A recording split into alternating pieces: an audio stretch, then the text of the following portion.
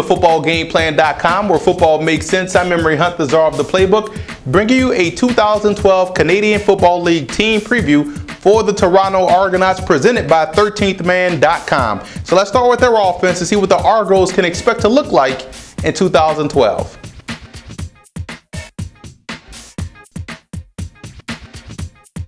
The Argos made a huge splash this offseason by signing free agent quarterback Ricky Ray from the Edmonton Eskimos. What that is going to do and what he brings to the table is stability at the quarterback position, something they haven't had since Damian Allen played quarterback for the Toronto Argonauts, and that's going to be a huge pickup for these guys, and they should see their vast improvement in the passing game.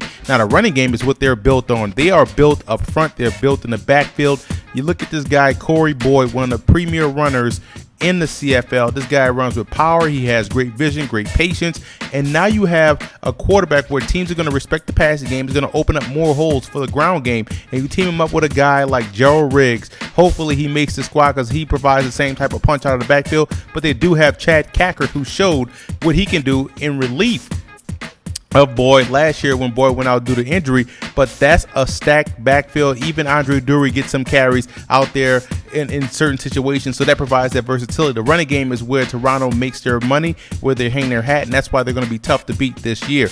And you look at the receiving position, that's the biggest question I have so far, but they also made a big splash by bringing over Jason Barnes from Edmonton, and this guy's going to come in and catch everything thrown his way. You look at the loss of Copeland, that's a big loss, but they also have guys like Owen, Andre Dury, Maurice Mann, Sammy Parker, and three young guys that I'm interested to see more of. Spencer Watt, more of Mike Bradwell, DJims Kwame. Those guys are going to have to step up and play huge dividends, because one thing Ricky Ray won't tolerate is inconsistency from the receiver position. So by bringing a guy like Ray in, you get an improvement in the running game, you can get an improvement in the passing game, and also you get the leadership that's sorely lacked since number 9 left.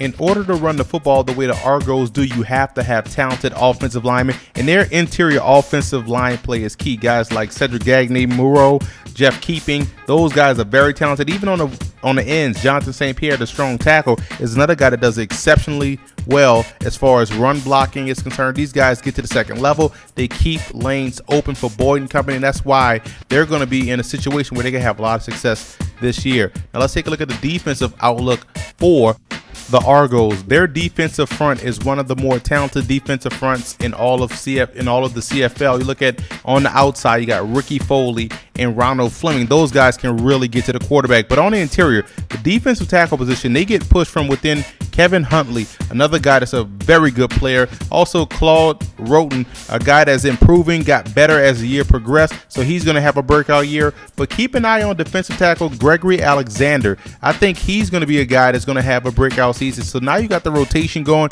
you got the depth going. This defensive line is one to be reckoned with in this year in the Canadian Football League. Now the linebacking core, they benefit from outstanding defensive line play. Guys like Willie Powell, EJ Kwali, the special teams ace, he does a great job in certain packages. Anthony Cannon, but keep an eye on defensive end / outside linebacker Jonathan Pierre Etienne. This guy brings it from the edge. He was a young player. He's going to see a lot more reps this year and is going to be a very key cog to that defense. The secondary gave up a lot of yards last year, a lot of big plays, but there were some bright spots. In particular, you look at cornerback Sean Smalls, did a great job last year competing. A young guy came in with a lot of picks, a lot of pass breakups. Also, Evan McCullough, another veteran guy back there. But there's 2 second-year guys that I want you guys to keep an eye on to have breakout seasons. Guys like Armando Murillo and also Nick Clement. Those guys should be able to step up and make plays for the secondary. And also veteran safety Jordan Younger provides that leadership you want in the back end of your defense. Now, reasons for optimism for the Toronto Argonauts, you have to love a team that is built on both sides of the line of scrimmage. This offensive line is one of the best in the league. Their defensive line is one of the more talented guys in the league. So with that said, these guys can get after the quarterback, they can stop the run, and on offense, they can run the football on anybody they choose to. That's why you have to like Toronto's chances. Plus, they're a physical bunch. Their defensive secondary has the most size I've seen in the CFL in a long time. Everyone is over 6 feet tall. Everyone has at least 200 pounds on them. Every one of these guys can match up well with these bigger slot backs that you see coming out nowadays in the CFL.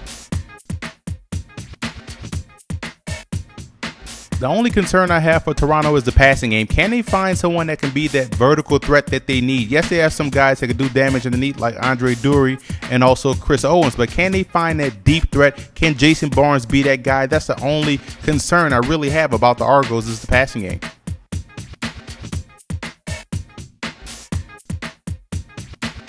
I think the Argos finished third in the East. I think they make the playoffs right now. You look at that offensive line, you look at the defensive line, you look at the fact that they can run the football again on anyone. I think they're going to be vastly improved as they were last year. They're going to have a little bit more consistency at the quarterback position. If they can figure out what they want to do at the receiver spot, this team will be scary and no one will want to play them because they can do whatever they want offensively and defensively. They can get after the QB.